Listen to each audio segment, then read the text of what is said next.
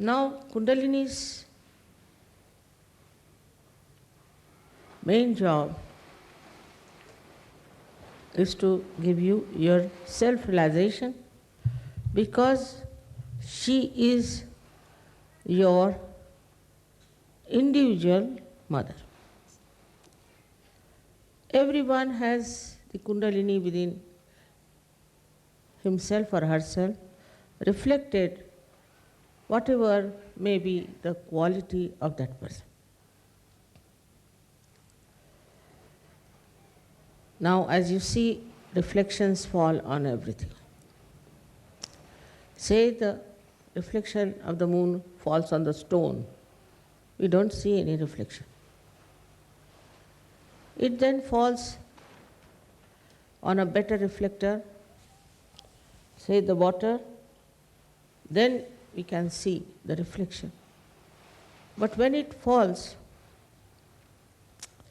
on a mirror, which is very nicely made, say in Belgium, it reflects better.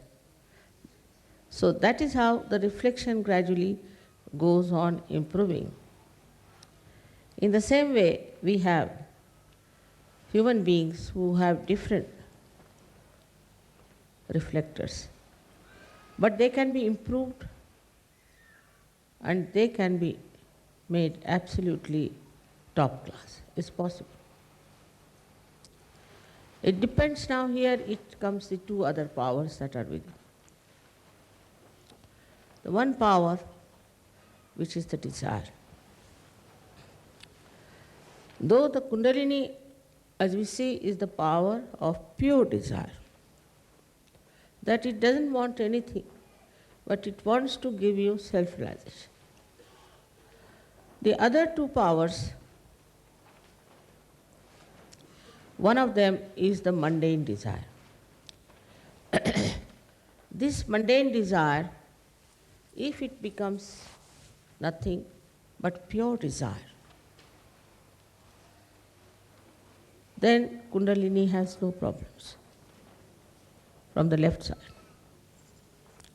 But if it is not a pure desire, but full of other desires,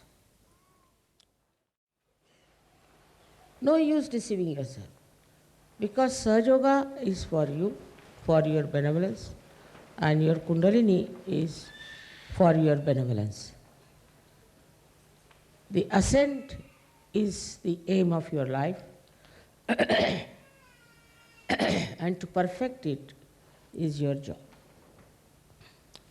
So, you don't have to take to anything outside. It is inside you have to see yourself. What sort of attachments you have. The second force, which is, I'm surprised how has suddenly come up among Sahaja Yogis, that they don't have immorality problems. They have just become moral, most of them. 99.999, I think, are moral people in Sahaja Yoga. There may be here and there, because they enjoy their morality. Because they enjoy their morality, they want to be that. Not only that, they want their children to be moral, their families to be moral, and that is how morality is spreading in Sahaja Yoga very fast. In that also, one has to understand that it is the innocence which is the force, not the morality.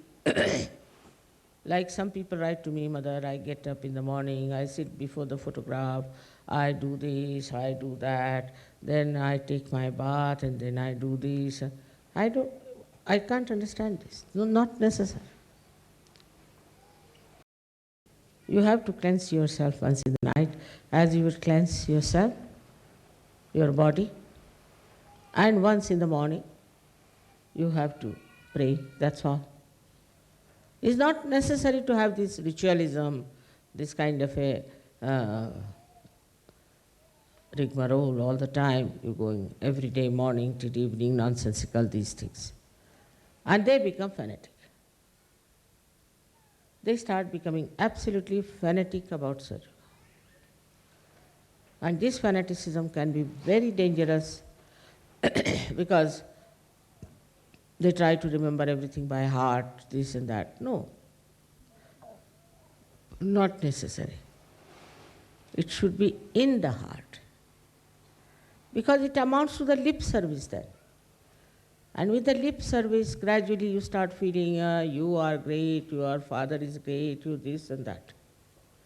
So you are thrown away. You yourself, money or bargaining or anything, you have come here because you are seekers.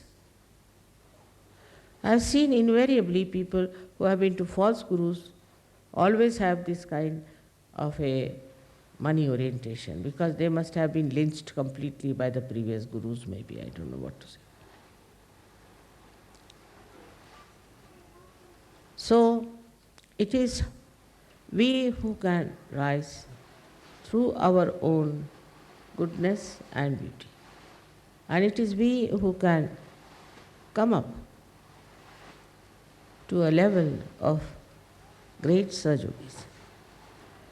Don't keep this power with yourself. It is to be distributed and given to others and make others also very happy and joyous. It is a duty of every Sahajogi to do it. Also, thinking about Sahajoga, not about yourself, is the best way to avoid many problems.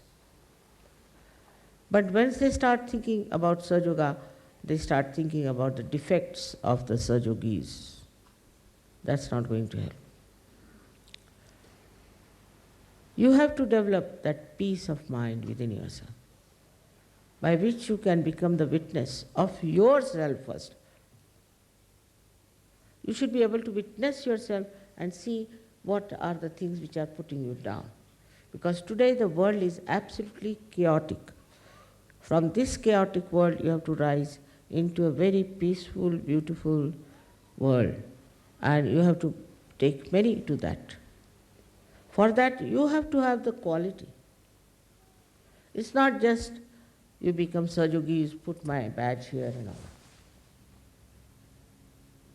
In every way you can spread Sahajoga. But be careful, because one should not feel that you have done a great job. Whatever you are doing is for your own good, not for others.